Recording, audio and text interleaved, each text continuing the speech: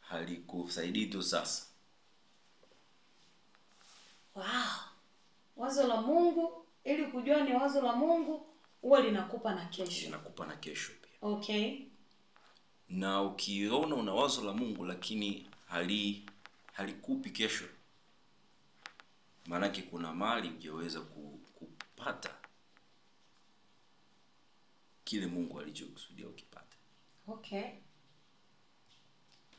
Ndio maana inasema nayajua mawazo ninayowazia ninyi, asema Bwana. Mind you, asema Bwana, ni mawazo ya amani, kuwapa ninyi tumaini siku zenu za mwisho.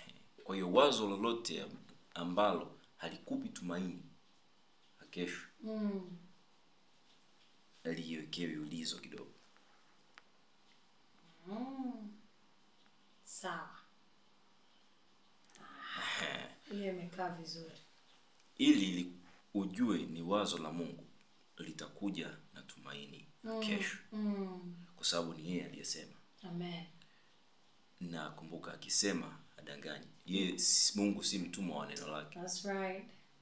Kabisa. Anachokisema anakuwa na uhakika nacho kabla hajakisema.